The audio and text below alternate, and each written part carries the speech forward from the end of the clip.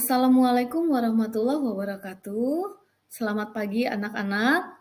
Kembali lagi bertemu dengan saya, Ibu Desi Rusniawati di kelas biologi. Semoga kita selalu semangat dalam usaha untuk memperluas wawasan kita. Untuk kompetensi dasar pada video kali ini masih sama seperti video sebelumnya, yaitu KD 3.8, di mana KD 3.8 ini adalah menganalisis hubungan antara struktur jaringan penyusun organ pada sistem respirasi dalam kaitannya dengan bioproses dan gangguan fungsi yang dapat terjadi pada sistem respirasi manusia. Untuk indikator pada kompetensi dasar 3.8 kali ini, yang akan kita bahas adalah bagaimana menganalisis kelainan dan penyakit yang terkait pada sistem pernapasan manusia. Dari kompetensi dasar yang telah saya sampaikan, dapat kita ketahui bersama bahwa materi yang akan kita bahas hari ini masih sama seperti video pembelajaran sebelumnya, yaitu sistem pernapasan. Pada video pembelajaran sebelumnya, kita membahas mengenai materi struktur dan fungsi pada sistem pernapasan manusia. Sedangkan kali ini, materi yang akan kita bahas adalah tentang gangguan atau kelainan yang dapat terjadi pada sistem pernapasan manusia. Organ pernapasan dapat mengalami gangguan atau kelainan yang pada akhirnya mengakibatkan suplai oksigen terhambat di dalam tubuh. Gangguan-gangguan yang terjadi itu dapat disebabkan karena beberapa hal, seperti misalnya pola hidup yang tidak sehat, serta adanya infeksi virus maupun mikroorganisme lainnya. Kali ini, saya akan mencoba memaparkan beberapa contoh dari gangguan atau kelainan yang dapat terjadi pada sistem pernapasan manusia. Contoh pertama adalah asfiksi. Asfiksi adalah kondisi ketika kadar oksigen dalam tubuh berkurang. Hal ini terjadi karena adanya gangguan dalam pengangkutan oksigen ke jaringan atau penggunaan oksigen oleh jaringan sehingga menyebabkan penurunan fungsi paru-paru, pembuluh darah, dan jaringan tubuh lainnya. Asfiksi dapat terjadi ketika kita tersedak, terkena paparan zat kimia atau asap, dan bisa juga karena mengidap penyakit tertentu.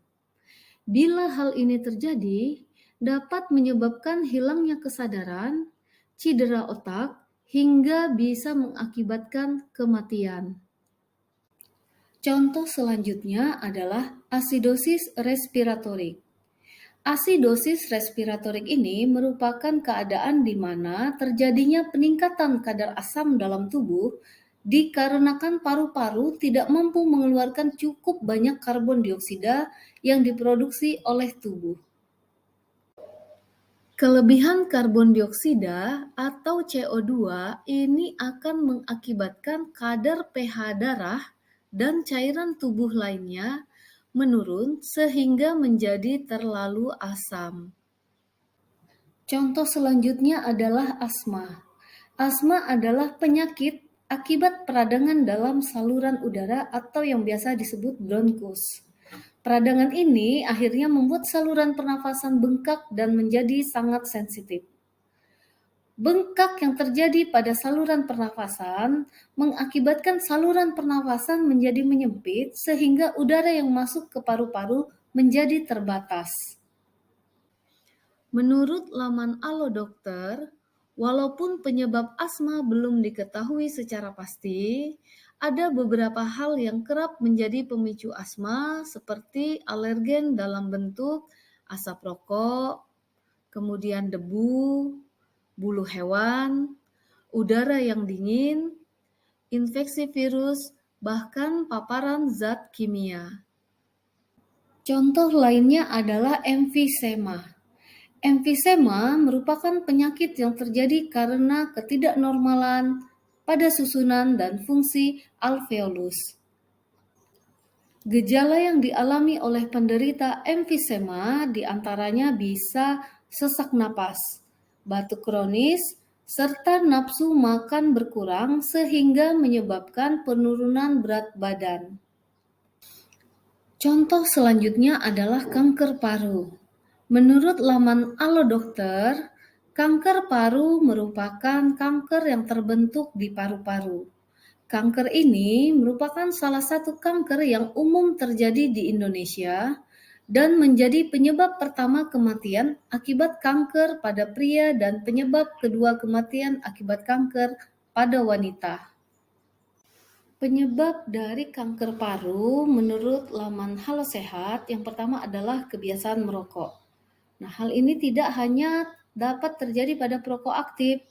Kondisi ini bisa menyebabkan masalah kesehatan juga pada perokok pasif. Kemudian selanjutnya adalah terkena paparan radon, yaitu gas radioaktif yang tidak berwarna dan tidak berbau yang secara alami berada di dalam tanah. Zat ini bisa keluar dari tanah dan memasuki bangunan melalui retakan serta celah-celah kecil yang ada pada bangunan. Kemudian selanjutnya, kanker paru juga dapat disebabkan karena adanya paparan zat kimia berbahaya. Biasanya hal ini dialami oleh orang yang memiliki pekerjaan yang berhubungan langsung dengan zat-zat kimia tertentu. Contoh selanjutnya adalah COVID-19.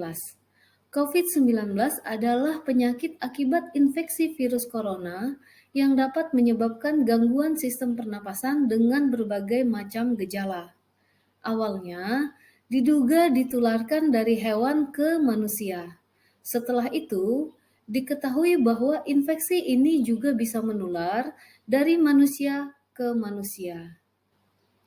COVID-19 dapat menyebabkan gangguan sistem pernapasan, mulai dari gejala yang ringan seperti flu, hingga infeksi paru-paru seperti pneumonia.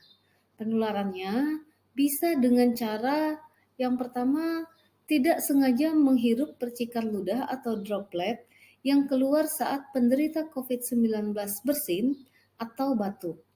Selanjutnya, ketika kita memegang mulut, hidung atau mata tanpa mencuci tangan terlebih dahulu setelah menyentuh benda yang terkena droplet penderita COVID-19, misalnya uang atau gagang pintu. Selanjutnya, kontak jarak dekat kurang dari 2 meter dengan penderita COVID-19 tanpa menggunakan masker. Contoh selanjutnya adalah pneumonia. Menurut laman Halo Sehat, pneumonia adalah penyakit infeksi yang menyerang paru sehingga menyebabkan kantung udara di dalam paru yaitu alveolus meradang dan membengkak. Kondisi kesehatan ini sering kali disebut dengan paru-paru basah. Hal ini karena paru-paru bisa saja dipenuhi dengan air atau cairan lendir. Pneumonia adalah radang paru-paru yang disebabkan oleh bakteri Diplococcus pneumoniae. Gejala-gejala yang dialami penderita pneumonia yaitu demam yang tinggi, batuk berdahak, sesak napas, nyeri di bagian dada, sakit kepala, dan kelelahan. Contoh selanjutnya adalah tuberkulosis atau biasa kita sebut TBC. Nah, tuberkulosis ini disebabkan oleh bakteri Mycobacterium tuberculosis. Ditandai dengan adanya bintik-bintik kecil pada dinding alveolus. Gejala dari TBC ini seperti batuk berkepanjangan yang disertai dengan dahak, terkadang juga berdarah, kemudian disertai demam, nafsu makan hilang sehingga mengakibatkan terjadinya penurunan berat badan. TBC selain menyerang paru-paru, juga dapat menyerang organ tubuh lain seperti selaput otak, kulit, tulang, kelenjar getah bening, dan lainnya ketika bakteri TBC keluar dari paru-paru melalui aliran darah. Kondisi ini disebut TBC ekstraparu. Influenza atau yang biasa kita kenal sebagai flu merupakan infeksi virus yang menyerang hidung, tenggorokan, dan paru-paru. Flu merupakan penyakit yang mudah menular ke orang lain, terutama pada 3-4 hari pertama setelah penderita terinfeksi. Bahkan, pada beberapa kasus, penderita flu dapat menularkan penyakitnya sebelum gejala muncul. Gejala dari influenza atau flu yaitu seperti demam, sakit kepala, pilek, hidung tersumbat, serta batuk. Contoh ke-10 yaitu polip. Polip merupakan penyakit yang disebabkan oleh pembengkakan kelenjar limfa di hidung sehingga mengakibatkan penyempitan atau penyumbatan saluran nafas. Gejala polip yaitu hidung tersumbat atau berair, kemudian bersin-bersin, nyeri pada wajah, sakit pada gigi di bagian rahang atas, serta terasa gatal dan perih pada rongga hidung. Contoh selanjutnya adalah bronkitis. Bronkitis merupakan istilah yang umum untuk terjadinya infeksi yang menyebabkan adanya iritasi dan peradangan pada area bronkus di paru-paru. Gejala dari bronkitis yaitu batuk berdahak, sakit tenggorokan, sesak napas, hidung tersumbat, serta demam. Contoh selanjutnya adalah hipoksia. Hipoksia ini merupakan kondisi yang disebabkan oleh kurangnya oksigen dalam sel dan jaringan tubuh, sehingga fungsi normalnya mengalami gangguan. Ini adalah kondisi berbahaya karena dapat mengganggu fungsi otak, hati, dan organ lainnya. Hipoksia ini terbagi menjadi beberapa jenis berdasarkan penyebabnya, yaitu hipoksia umum, hipoksia anemia, hipoksia stagnasi atau sirkulasi, hipoksia histiotoksi, kemudian yang terakhir hipoksia sitopatik. Contoh selanjutnya adalah pleuritis. Pleuritis merupakan peradangan yang terjadi pada pleura. Pleura merupakan dua lapis jaringan tipis yang menyelimuti bagian dalam rongga dada serta paru-paru. Di antara dua jaringan tersebut terdapat cairan pleura yang memiliki fungsi untuk melumasi lapisan ketika terjadi pergesekan. Nah, saat pergesekan jaringan pleura ini mengalami peradangan, kedua lapisan pleura tidak dapat bergesekan dengan mulus. Pleuritis ini dapat menular ke orang lain apabila disebabkan oleh infeksi menular.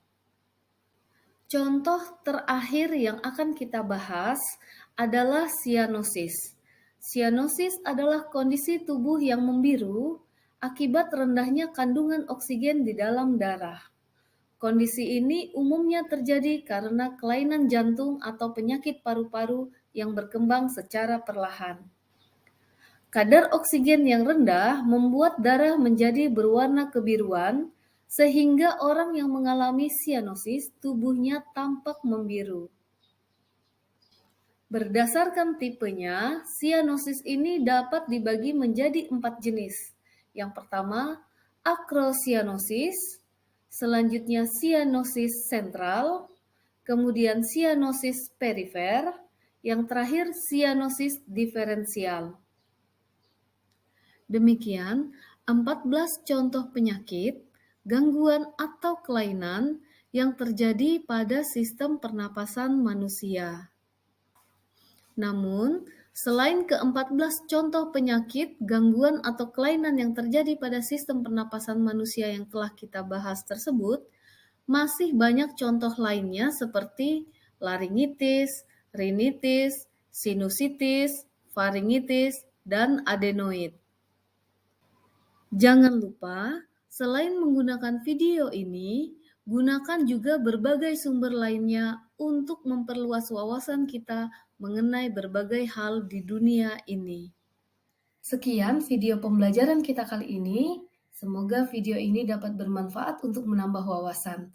Dan kita akan bertemu kembali di video-video selanjutnya. Tetap semangat! Terima kasih telah menonton video ini dan jangan lupa kalian tahu kan apa yang harus dilakukan agar saya menjadi lebih semangat untuk membuat konten video pembelajaran selanjutnya. Dah.